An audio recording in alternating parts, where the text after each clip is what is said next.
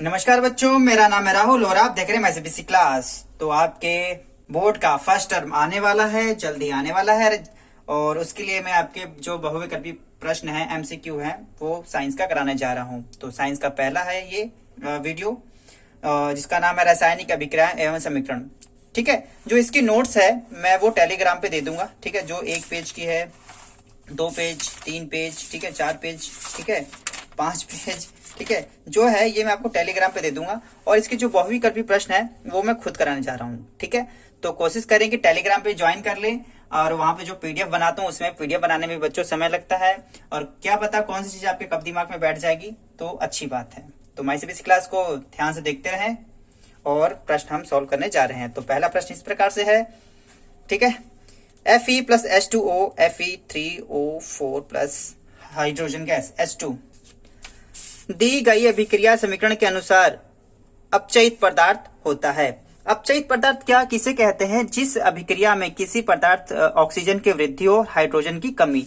Oxygen की, देखो इसमें ऑक्सीजन की वृद्धि हो गई और हाइड्रोजन की कमी हो जाती है। वैसे कुछ भी हो लेकिन ऑक्सीजन की वृद्धि तो इसमें हुई है, एक भी होता दोनों माना जाता है। तो इसमें Fe3O4 होगा, Fe3O4 इसका आंसर हो जाएगा बी। ठीक है, क्वेश्चन नंबर 2 पे लेड नाइट्रेट को गर्म करने पर उत्पन्न दो गैसों का नाम है O2 एवं NO2, SO2 एवं SO3, SO2 plus O2, SO2 plus NO2। तो NO2 होता है ये, तो ये ठीक है, तो मेरे को याद था। उसके साथ क्या निकलता है? ठीक है, तो NO2 के साथ आपका O2 भी था, O2, तो NO2O2 ये आपका पहला वाला आंसर सही है, दूसरे का पहला। क्वेश्चन नंबर 3, अभिक्रिया C प्लस O2 अभिक्रिया का निशान CO2 प्लस त्रिभुज बनाया गया का प्रकार है। संयोजन अभिक्रिया, वियोजन अभिक्रिया, ऊष्मशोषी अभिक्रिया, ऊष्मक्षेपी अभिक्रिया। ये तो मैंने जब साइंस पढ़ा रहा था तब मैंने ये करा दी थी। आपने दोनों वीडियो ध्यान से देखी होगी तो अच्छे से हो। संयोजन तो है, दोनों मिल गया, संयोजन तो है, ये वाली तो है। अब क्या है, और इसमें ऊष्मशोषी अभिक्रिया की ऊष्मक्षेपी अभिक्रिया है। ऊष्मशोषी की देखो किसी भी चीज ऑक्सीजन लग रही है तो उसमें निकलेगी, तो ऊष्मक्षेपी अभिक्रिया, ऊष्मशोषी सोखना नहीं, उसमें निकलेगी। तो ये इसमें दोनों सही है। तो इस वाले का जो है ऑप्शन पहला और चौथा, पहला और चौथा, ऑप्शन डी बिल्कुल सही है। ठीक है, दिखाई दे रहा है ना बच्चों? क्योंकि मुझे नीचे भी देखना पड़ रहा है, ऊपर भी देखना पड़ रहा है। ठीक है, क्वेश्चन नंबर 4, जस्ते को एक प्लेट को कॉपर सल्फेट विलयन में डुबोकर रखा जाता है। कुछ घंटों के बाद एक छात्र से निम्नलिखित परीक्षण नोट किए। विलयन रंगहीन हो जाता है, जस्ते की प्लेट छिद्रित हो जाती है, विलयन का रंग हरा हो जाता है, सतह पर कॉपर जमा हो जाता है। ये भी आपने किया होगा। तो विलयन रंगहीन हो जाता है, ये भी सही है। जस्ते की प्लेट छिद्रित हो जाती है, बिल्कुल, और सतह पर कॉपर जमा हो जाता है। ठीक है, तो ये विलयन का रंग हरा हो जाता है, ये तो बिल्कुल भी नहीं है। इसलिए पहला, दूसरा, चौथा सही है। ठीक है, केवल तीसरा, दूसरा, केवल 1 और 2। ठीक है, पहला, दूसरा, चौथा लग रहा है, पहला, दूसरा, दूसरा, चौथा, पहला, दूसरा, चौथा, ऑप्शन सी, ऑप्शन सी इसका सही है। क्वेश्चन नंबर 5 पे चलते हैं। क्वेश्चन नंबर 5, आप इसका स्क्रीनशॉट भी ले सकते हैं ताकि आपके बाद में रिवीजन हो सके। ठीक है, जैसे मैं आपको ये कराने जा रहा हूं, पहले ही ले लो, आंसर लगने से पहले, एक आंसर लगने के बाद ले लो, ताकि आप जब भी स्क्रीनशॉट पलट के देखें तो आपको पता चल जाए इसका आंसर क्या होना चाहिए। फिर पढ़ने के बाद जब आप दूसरा स्लाइड करें तो आपको उसका आंसर मिल जाएगा।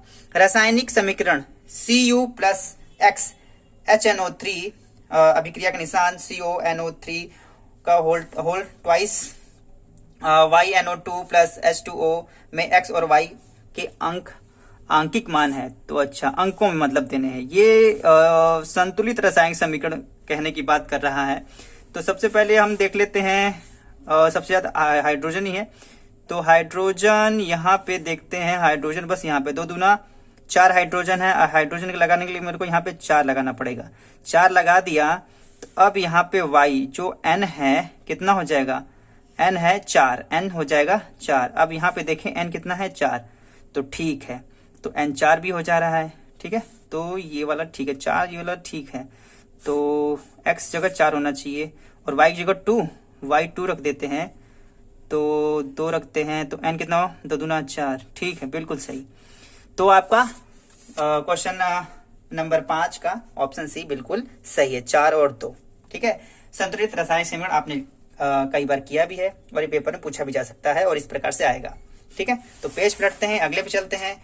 ठीक है, इसके बच्चों 35 क्वेश्चन है। ठीक है, तो कोशिश कराऊंगा इसी वीडियो में करा दूं मैं, ज्यादा समय न लेते हुए। क्वेश्चन नंबर 6, जब लेड नाइट्रेट को परख नली में गर्म किया जाता है, लेड नाइट्रेट पिघलने लगता है, सफेद धुआं निकलने लगता है, भूरे रंग का अवशेष बचता है, पीले रंग का अवशेषण रहता है। तो इसका आंसर होगा आपका पीले रंग का अवशेषण रहता है। यहाँ पे लेड नाइट्रेट था। ठीक है, पिछली बार कुछ और पढ़ा था।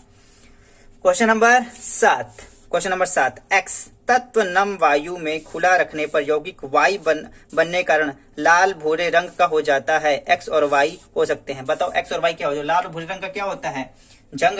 समझ में आ रहा है? और जंग किस में लगती है? वैसे तो सब में लगती है, लेकिन लाल भूरे रंग का जो जंग लगता है किस में लगता है? वो लोहे में लगता है, तो एफ ही होगा। ठीक है, और यही है, बाकी तो इसमें होगा ही नहीं। ठीक है, और कॉपर में काले रंग का होता है। ठीक है, ये तो आपको पता ही होगा, काले रंग का जंग लगता है। जो लाल भूरे रंग का जंग होता है वो लोहे में लगता है। क्वेश्चन नंबर 8, निम्नलिखित में ऑक्सीकृत पदार्थ होगा। ठीक है, तो इसका आंसर हो जाएगा आपका डी, NH3। निम्नलिखित के अनुसार अपचायक पदार्थ होता है। अपचायक ऑक्सीजन का हास्य, ऑक्सीजन की कमी लेकिन हाइड्रोजन का योग, उसे अपचायक पदार्थ कहते हैं। तो इसमें जुड़ा हुआ है। ठीक है, तो इसका आंसर ए ही सही है, H2S। निम्नलिखित में कौन सी अभिक्रिया ऊष्माक्षेपी अभिक्रिया है? ऊष्माक्षेपी, जिसमें से ऊष्मा निकलती है। ऑप्शन है जल का विद्युत अपघटन, जल में अमोनिया क्लोराइड का विलयन, LPG का दहन, सूर्य के प्रकाश की उपस्थिति में AGBR का अपघटन। तो सीधी सी बात है, तो बिल्कुल ये वाला आग बंद करके लगा सकते हैं, LPG का दहन। क्वेश्चन नंबर 11 है, Na2CO3 plus XHCl 2NaCl CO2 plus H2O। तो यहाँ पे X की वैल्यू, उपयुक्त अभिक्रिया में X का अंकित मान होगा। अंकित मान क्या? हाइड्रोजन कितना है इसमें? क्लोरीन यहाँ पे भी ना, क्लोरीन यहाँ पे 2 है, तो मेरे ख्याल से 2 ही होना चाहिए। 2 ही, हाइड्रोजन 2 भी हो जाएगा, 2 हो जाएगा, तो मेरे ख्याल से इसका 2 बिल्कुल सही होगा। ठीक है, तो बिल्कुल हाँ 2 ही है, इसका 2 लगा देंगे, सही हो जाएगा। तो इसका 11वें का आंसर बी है। देखो कई बार सिंपल भी पूछ लेता है आपका। क्वेश्चन नंबर 12, तप्त लोहे की भाप से अभिक्रिया करने पर मैग्नेट ऑक्साइड Fe3O4 तथा हाइड्रोजन गैस प्राप्त होती है। इसमें प्राप्त हाइड्रोजन गैस के कितने परमाणु होते हैं? ठीक है, इसे सॉल्व नहीं कराऊंगा, डायरेक्ट इसी प्रकार से बता देता हूं मैं। तो इसमें 8 परमाणु होते हैं। कितने? 8। क्योंकि अगर डिटेल्स कराऊंगा थोड़े से वीडियो लंबी नहीं हो जाए, क्योंकि मुझे अपलोड करने में समस्या आती है। क्वेश्चन नंबर 13, सफेदी करने के बाद दीवार की सतह चमकदार हो जाती है, यह किस पदार्थ के कारण होता है? Very important. ठीक है, तो CaCO3, कैल्शियम कार्बोनेट। ठीक है, और जब मैंने 2 अध्याय साइंस के पढ़ाए थे कक्षा 10 के, तो इसी साल अगर आपने देखा होगा तो काफी इंपॉर्टेंट तरीके से मैंने बताया था, कंकाली समीकरण भी बताया था। चलो कोई नहीं, आगे पढ़ते हैं जल्दी से। अब जो बीत का अब तो रिवीजन में ऑप्शन वाले आएंगे, फटाक से देखते हैं। जिंक धातु की तनु सल्फ्यूरिक अम्ल के साथ अभिक्रिया करने का परीक्षण संभव है? ऊष्माक्षेपण, ऊष्मा शोषण, CO2 गैस का निष्कासन, H2 गैस का निष्कासन। तो इसमें देखो H2 गैस का निष्कासन तो होगा, 4th तो सही है। अब देखो 4th किसमें है? 4th इसमें भी है, 4th इसमें भी है। ठीक है, तो 4th सेकंड वाला ऊष्मा शोषण। ठीक है, और इस वाले में ऊष्मा क्षेपण, तो सही है, ऊष्मा क्षेपण वाला होता है। तो इसका ऑप्शन ए बिल्कुल सही है। ठीक है, तो क्वेश्चन नंबर 15, द्विविस्थापन विक्रिया के लिए आवश्यक परिस्थिति है द्विविस्थापन। ठीक है, तो आपने पढ़ा भी होगा। किसी एक पदार्थ का जलीय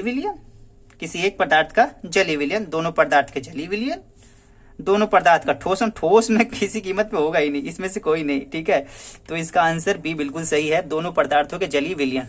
क्वेश्चन नंबर 16 पर रासायनिक अभिक्रिया होती है।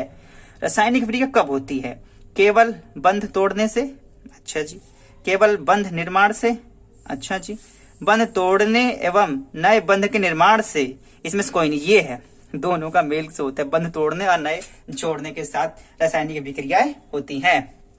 क्वेश्चन नंबर 17, फेरस सल्फेट के हरे क्रिस्टलीय गर्म करने पर बदल जाते हैं भूरे रंग में, काले रंग में, रंगहीन नीले रंग में। तो इसका आंसर आपको पता है। तो इसका आंसर मैं, अच्छा इस वाले का आंसर किसी 17 का मैं बता देता हूं। ठीक है, आपको 18वें का होमवर्क दे दूंगा। ठीक है, तो 17वें का आंसर हो जाएगा भूरे रंग में। 18वें का आपको होमवर्क है। ठीक है, 18वां है। काफी अच्छा आपने देखा, कमेंट करके बच्चों, प्यारे बच्चों आप लोग कमेंट करके बताते हैं तो बहुत अच्छी बात है। इससे ये पता चलता है कि नहीं आप भी वीडियो को कंटिन्यू देख रहे हैं और आप समझ रहे हैं। ठीक है, तो एक दो होमवर्क में तौर पर देता हूं। अभिक्रिया CO H2O गैस। ठीक है, अब ये में प्राप्त होता है, ये किस में प्राप्त होता है? CO2 में। ठीक है, CH3COOH में, C2H2OH में, CH3OH में। सिंपल है, इसे आप बता सकते हैं। अगर और कोशिश करूंगा जो ये वाला है क्वेश्चन वो मैं टेलीग्राम पे अपलोड कर दूं, जिसका आप इससे आंसर भी पता चल जाएगा और आप अपना आंसर भी चेक आसानी से कर सकते हैं। ठीक है, लेकिन एक बार बुक में से मैच करके देखिएगा इसका आंसर क्या होना चाहिए। क्वेश्चन नंबर 19 पे आ जाते हैं प्यारे बच्चों। Question number 19। ठीक है, एक बार बस Pb प्लस CuCl2 अभिक्रिया करके PbCl2 प्लस Cu दी गई अभिक्रिया का प्रकार है संयोजन अभिक्रिया, विस्थापन अभिक्रिया, वियोजन अभिक्रिया, द्विविस्थापन अभिक्रिया। आप देखो द्विविस्थापन में दो होते हैं, फिलहाल यहाँ पे तो सिंगल ही हुआ है। जो Cu है Pb के साथ आ गया तो एक ही विस्थापन हुआ, तो इसे बस विस्थापन अभिक्रिया कहेंगे। बहुत ही सिंपल है। ठीक है, क्वेश्चन नंबर 20 पे चलते हैं। द्विविस्थापन अभिक्रिया में बने अविलेय उत्पाद को कहते हैं, क्या कहते हैं? अवक्षेप, उत्प्रेरक, उत्प्रेरक तो कई सांद्रण, ठीक है, सांद्रण, परिरक्षक, कई चीज ऑप्शन में तो ऐसे देता है, उसे तो होना ही नहीं चाहिए। तो वो अवक्षेप होते हैं, जो कई बार आपने देखा जो दानेदार टाइप के बच जाते हैं, अवक्षेप। ठीक है, क्वेश्चन नंबर 21 कॉपर को वायु की उपस्थिति में गर्म करने पर सतह पर काली परत चढ़ जाती है। देख लो, कॉपर, मैंने कहा था कॉपर पे भी जंग लगता है, कॉपर। अरे ठीक है, वो दूसरी चीज बात बता दूंगा। बने उत्पाद का नाम होता है। कॉपर को वायु की उपस्थिति में गर्म करने पर सतह पर काली परत चढ़ जाती है, उसका नाम बताए। Cu2O, CuOH का होल ट्वाइस, CuCO3, CuO। किसी भी अगर याद होना, किसी भी धातु को ऑक्साइड अभिक्रिया कराते हैं तो धातु ऑक्साइड बन जाती है। तो धातु है तो धातु ऑक्साइड बन जाएगी ये। ठीक है, अगर Mg होता तो देखो Mg था, Mg प्लस O2 तो क्या जाता? MgO, यही बनता था आपका। तो वही इसी प्रकार से CO बना है, CuO बना है आपका। ठीक है, उम्मीद है चीजें समझ में आ गई होगी। क्वेश्चन नंबर 22 पे आ जाते हैं। क्वेश्चन नंबर 22, लेड नाइट्रेट एवं पोटेशियम आयोडाइड के विलयनों को मिश्रित करने पर बने अवक्षेपित यौगिक का नाम व रंग है। कई बार बच्चे इसी में कंफ्यूज हो जाते हैं, नाम और रंग वाले में। ठीक है, पोटेशियम नाइट्रेट पीला, लेड आयोडाइड सफेद, लेड आयोडाइड पीला, पोटेशियम नाइट्रेट सफेद। तो लेड आयोडाइड पीला। क्वेश्चन नंबर 23 पे चलते हैं। MnO2 HCl MnCl2 2H2O plus Cl2 उपयुक्त रासायनिक समीकरण के अनुसार MnO2 का MnCl2 में परिवर्तन डैश कहलाता है। अपचयन, उपचयन, अपघटन, संयोजन। ठीक है, देखो चेंज हुआ है यहाँ पे MnO का MnCl परिवर्तन, MnO का Cl2 में। इसमें देखो ऑक्सीजन हटा है, ऑक्सीजन का हास, हाइड्रोजन का योग, अपचयन अभिक्रिया कहलाती है। लेकिन दोनों में से एक हो तभी भी। तो इसमें से आपका ऑक्सीजन का हास हुआ है तो ये आपकी होगी अपचयन। 23 का ए। ठीक है, क्वेश्चन नंबर 24 मुझे वीडियो में ठीक है साफ दिख रहा है ना बच्चों? उम्मीद है ये कमेंट करके बताइए कि आपको वीडियो साफ दिखाई दे रही है। जो कि मैं रिकॉर्ड कर रहा हूं तो मुझे थोड़ा धुंधला सा दिख रहा है, लेकिन अगर आपको साफ दिखाई दे रही है तो कमेंट करके जरूर बताइएगा। तो इसको जो 32 के 32 क्वेश्चन है मैं सारे करा दूंगा और आपका ये चैप्टर क्लियर हो जाएगा। उत्क्रमणी अभिक्रिया को दर्शाने हेतु प्रयुक्त होता है। उत्क्रमणी अभिक्रिया, आपको याद है उत्क्रमणी अभिक्रिया किसे कहते हैं? ऐसी अभिक्रिया जो दोनों तरफ से एक समान ही उत्पाद बनाए, उत्पाद ही आपका अभिकारक हो, अभिकारक ही आपका उत्पाद में बदल जाए। तो डीटीसी वाला अपने बस का देखा होगा, दोनों तरफ का जो निशान होता है तो इस प्रकार से होता है। ये तो किसी कीमत पे होगा नहीं, ये भी नहीं होगा। कह रहा हूं कई बार तो ऐसे ऑप्शन देते हैं जो कि होना ही नहीं चाहिए। चलो, Mg प्लस O2 MgO द्वारा निरूपित समीकरण का है। शब्द समीकरण, संतुलित समीकरण, ढांचा समीकरण, इसमें से कोई नहीं। देखो अब ये क्या है आपका, क्या है? शब्द समीकरण, संतुलित समीकरण, ढांचा समीकरण, इसमें से कोई नहीं। अब ध्यान से देखोगे O2 है यहाँ पे, लेकिन 2 यहाँ पे नहीं है। संतुलित बिल्कुल नहीं हो सकता। शब्दों का इस्तेमाल नहीं है, ये तो सूत्रों का इस्तेमाल है, ये हो ही नहीं सकता। ढांचा बिल्कुल, ढांचा कह सकते हैं इसे, कंकाली समीकरण भी कह सकते हैं, ठीक है, तो ये सही होगा आपका ढांचा समीकरण। लेकिन पहली बार विशाल यहाँ पे इसको कंकाली समीकरण लिखना चाहिए था, हलकटों ने ढांचा समीकरण लिख रखा है। बताइए, बच्चों को कंफ्यूज करने के लिए, और कुछ नहीं। ढांचा और कंकाली तो सेम टू सेम भाई भाई। रासायनिक समीकरण को संतुलित करने के लिए सामान्यतः अपनाई जाने वाली विधि कौन सी है?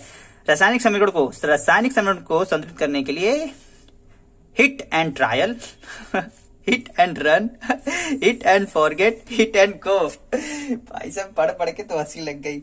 ठीक है, रासायनिक समीकरण ये भी आपका होमवर्क होगा। ठीक है, ये भी रासायनिक समीकरण आप संतुलित करते हैं ना, तो सामान्यतः कौन सी विधि अपनाई जाती है, ये आपका होमवर्क होगा प्यारे बच्चों, कि रासायनिक समीकरण संतुलित करने के लिए सामान्यतः कौन सी विधि अपनाई जाती है।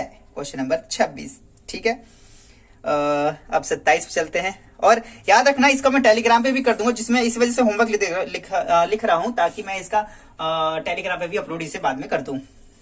बिना बुझे चूने की पानी से अभिक्रिया द्वारा बुझा हुआ चूना प्राप्त करने की अभिक्रिया का प्रकार है। बिना बुझा हुआ चूना, पानी से अभिक्रिया पे पानी, कई बार तो ये जल लिख लेते हैं, कई बार तो इतना शुद्ध लिखते हैं, वाह जी वाह। से अभिक्रिया द्वारा बुझा चूना प्राप्त करने की अभिक्रिया का प्रकार है।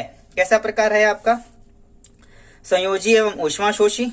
अच्छा, ऊष्माशोषी, अपघटन एवं ऊष्माशोषी, अपघटन एवं ऊष्मा, दोनों एक ही। अपघटन, अबे ये क्या है ये?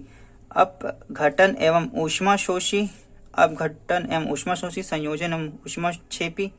ठीक है, फिलहाल तो ऊष्माशोषी। ठीक है, ये हल्का तो पागला गए हैं, उसमें से ऊर्जा निकल रही है। आपने देखा कभी बिना बुझे हुए चूने किसी चीज में डालते हैं तो उबलने लग जाता है, तो ऊष्माशोषी तो हो ही नहीं सकता। ऊष्माशोषी नहीं, ऊष्माक्षेपी ही होना, सॉरी यार, ऊष्माक्षेपी थी, ऊष्माक्षेपी। या ये हो सकता है या तो ये हो सकता है।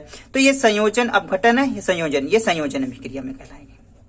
ठीक है, ये मैंने ऊष्माशोषी भी पढ़ लिया, ऊष्माक्षेपी है प्यारे बच्चों, लेकिन फिर भी ये ऑप्शन नहीं होगा, ऑप्शन ये वाला होगा, संयोजन एवं ऊष्माक्षेपी अभिक्रिया। क्वेश्चन नंबर 28 पर आते हैं। ऊष्मीय वियोजन का उदाहरण दीजिए। ऊष्मीय वियोजन, ये तो नहीं होगा, ये हो सकता है, ये भी हो सकता है, ये भी हो सकता है, तो मतलब एक तो नहीं होगा। इन तीनों में कौन सा होगा? ऊष्मीय वियोजन प्रकाश के कारण हो रहा है, लेकिन जिसमें से ऊष्मा निकलती है। ये तो यार काफी कंफ्यूजन भरा हो गया है। Na3H2O, ठीक है, ये भी नहीं होगा, उसमें वियोजन नहीं है ये। ठीक है, दोनों तो मिल रहे हैं ना, दोनों में से एक तो हो सकता है, दोनों में से कौन सा हो जाएगा ये? Argon bromium plus CO2। इसमें मुझे डाउट चल रहा है, तो कृपया ये मुझे डाउट चल रहा है प्यारे बच्चों, मुझे दोनों लग रहा है इसमें से। ठीक है, सूर्य का प्रकाश से उसमें वियोजन तो होता ही है। ठीक है, प्रकाश से वियोजन होगा ये। ठीक है, इस बार थोड़ा सा कंफ्यूज हो रहा हूँ प्यारे बच्चों, लगातार बना रहा हूँ ना, तो ठीक है, कोई बात नहीं। इससे भी टेलीग्राम पे एक बार मैं अपनी बुक में देख लूंगा ना कौन सा है, फिर आपको बता दूंगा जल्दी से। क्वेश्चन नंबर 29 पे आते हैं। निम्नलिखित में से कौन सी विस्थापन अभिक्रिया संभव नहीं है? विस्थापन अभिक्रिया संभव नहीं है। ठीक है, फेरिस कॉपर जिंक CuSO4, ये तो सही है। Pb2 ये भी सही है, ये भी सही है, ये भी। फेरिस नहीं हो सकता। 29 का डी हो जाएगा आपका, 29 का डी। 30 पे चलते हैं। 30 पे क्या है आपका? थोड़ा सा बड़ी पड़ जा रहा है ये, और वाह। मैग्नीशियम रिबन को वायु की उपस्थिति में जलाने पर श्वेत पदार्थ मैग्नीशियम ऑक्साइड बनता है। इस अभिक्रिया में किसका उपचयन होता है? मेरे को लग रहा है इतना आराम से पूछ लेगा, बोल ऐसे अभिक्रिया को क्या कहते हैं, तो उपचयन तो जल्दी से लिख देते। किसका लेकिन उपचयन होता है आपका? मैग्नीशियम का। किसका? मैग्नीशियम का उपचयन होता है। 31 पे आ जाते हैं। लेड नाइट्रेट को गर्म करने पर भूरे रंग का धुआं निकलता है या गैस होगी? ये कौन सी गैस होगी? क्वेश्चन नंबर 31 क्वेश्चन नंबर 31 का होगा O2 NO2 SO2 SO3, तो इसका होता है NO2। क्वेश्चन नंबर 32 ये लास्ट है इसका। कौन सा प्रेक्षण रासायनिक अभिक्रिया को निर्धारित करने वाला नहीं है? कौन सा प्रेक्षण रासायनिक अभिक्रिया को निर्धारित करने वाला नहीं है? रंग में परिवर्तन, गैस का उत्सर्जन, तापमान में परिवर्तन, आयतन में परिवर्तन। तो ये तो आपने पढ़ा होता है, ये भी होता है, ये भी होता है, ये भी होता है। इसका ये है, नहीं है, ऐसा बिल्कुल नहीं होता। आयतन में परिवर्तन, तो ऑप्शन कौन सा हो जाएगा? डी। तो आपके 32 के 32 क्वेश्चन हो गए। ठीक है, जो होमवर्क है आपका 26, ठीक है, और ये तो मेरे इंपॉर्टेंट था 26 और 18 और 26 का आपको आंसर बताना है कमेंट्स बॉक्स में। वीडियो अच्छी लगी हो और मेरी मेहनत आपको दिखाई दे रही हो तो वीडियो को लाइक जरूर कर दें।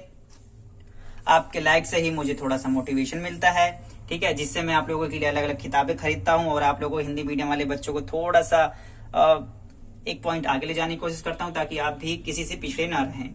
ठीक है, मैं इस क्लास की इस वीडियो को देखने के लिए धन्यवाद। तब तक के लिए जय भारत। जय हो।